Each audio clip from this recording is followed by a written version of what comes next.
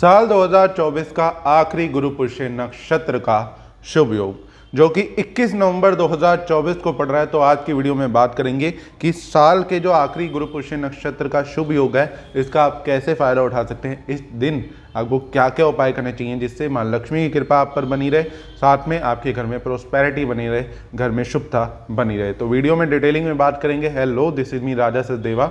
आप सभी लोगों का मेरे चैनल पे बहुत बहुत स्वागत है। होप करता हूँ आप सब अच्छे होंगे, बढ़िया होंगे। चैनल पे पहली बार आया तो चैनल को सब्सक्राइब जरूर कर दें और बेल आइकन को भी जरूर दबा दें, क्योंकि आपको मेरे चैनल पे ऐसी और भी वीडियो मिलती रहती हैं।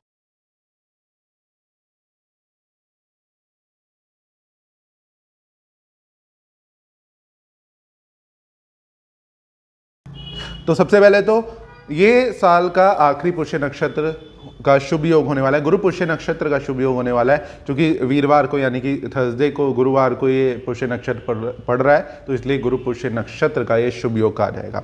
ये दिन बहुत ही इंपॉर्टेंट होता है। इस दिन आप किसी भी चीज़ की शुरुआत कर सकते हो, किसी भी शुभ कार्य की शुरुआत कर सकते हो।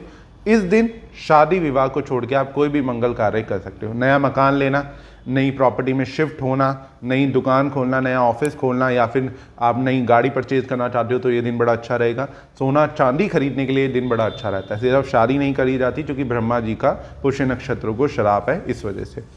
उसके अलावा ये दिन बड़ा इंपॉर्टेंट है धन के लिए, बरकत के लिए, माँ लक्ष्मी की कृपा पाने के लिए ये दिन बड़ा अच्छा हो जाता है, क्योंकि गुरुवार का दिन है, भगवान विष्णु का दिन माना जाता है। और इस दिन अगर आप कुछ सिंपल से उपाय कर लेते हो तो माँ लक्ष्मी की कृपा बनी रहती है। इस दिन कुछ चीज़ों का परहेज भी करना चाहिए, जैसे मांस मदिरा का सेवन नहीं खाना चाहिए, नेल्स नहीं कट करने चाहिए, नॉनवेज नहीं खाना चाहिए, बाल नहीं कटवाने चाहिए। उसके साथ में इस दिन की शुरुआत थोड़ी डिफरेंट तरीके से आपको करनी चाहिए, जैसे कि इस दिन कोशिश करें सुबह जल्दी उठ के नहा धो के तैयार हो जाएं। गंगा स्नान कर सकते हैं तो बहुत अच्छा। गंगा स्नान करना पॉसिबल नहीं है तो अपने घर के जो भी आप नहाने की बाल्टी में थोड़ा सा गंगा जल डाल के नहा सकते हैं, उससे भी अच्छा रिजल्ट आपको ज़रूर मिलता है। दूसरी चीज़ आपको सबसे पहले ये करनी चाहिए कि सुबह उठ के नहा धो के आप तैयार हो गए, उसके बाद एक लोटे के अंदर थोड़ा सा गंगा जल डालें, उसके अंदर थोड़े से केसर के दाने डालें और उसे फिर साफ पानी से भर के अपने घर की मेन एंट्रेंस पे आ जाएं। साथ में में आपने हल्दी की एक गांठ लेनी है, साबुत हल्दी की गांठ लेनी है। उस हल्दी की गांठ को आपने उस केसर वाले गंगा जल वाले पानी में डिप करके अपने घर की मेन एंट्रेंस पे दोनों तरफ स्वास्तिक बनाना है। स्वास्तिक रिद्धि सिद्धि के साथ बनाना है। रिद्धि सिद्धि यानी कि जो स्वास्तिक के साथ दो रेखाएं खींची होती हैं उसे रिद्धि सिद्धि कहा जाता है।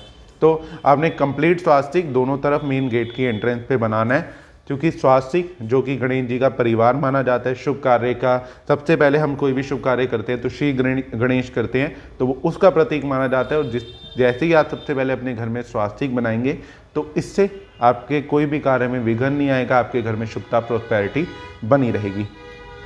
दूसरी चीज़ आपको ये करनी है कि थोड़े से कच्चे चावल भी लें और उसके ऊपर स्वास्तिक के ऊपर ज़रूर लगाएं। दूसरा काम आपने ये करना है कि आपने आम के पत्ते, अशोका के पत्ते लेने हैं और इसकी एक लड़ी टाइप बना लेनी है और अपने घर की मेन एंट्रेंस पे, मेन दरवाजों पे उसे लगा देना है। इससे भी आपके घर में प्रोस्पेरिटी, शुभता बनी रहती है। वैसे जो पुष्य नक्षत्र का शुभ योग है वो 3:40 के बाद लग रहा है, 21 तारीख को। तो आप ये सुबह सुबह लेकिन ये दोनों चीज़ें ज़रूर कर लें।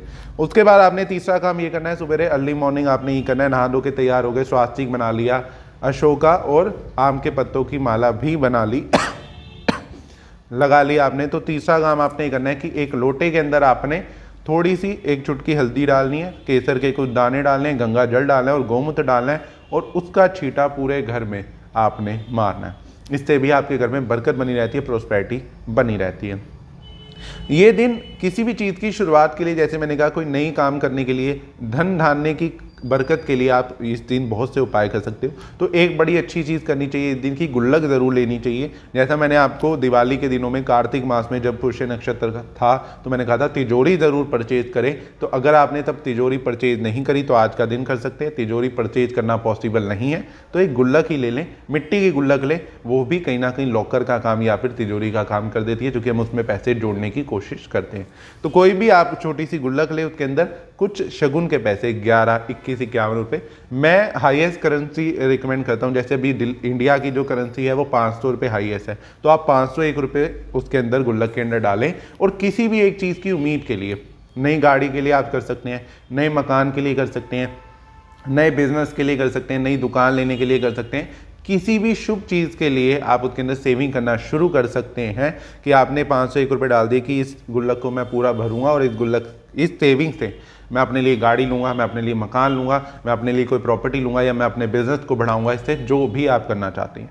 तो ऐसे आप सेविंग कर सकते हैं, क्योंकि कई बार लोगों के पास पूरा बजट नहीं होता या प्लानिंग पूरी नहीं होती, तो इस दिन को वेस्ट ना करें। अब आपके पास सपोज आज एकदम कुछ भी प्लानिंग नहीं है, बजट नहीं है आपका कि आप कुछ परचेज कर लेंगे पूरा, तो आप ये कर सकते हैं कि आप उसकी एक छोटी सेविंग शुरू ज़रूर इस दिन कर सकते हैं।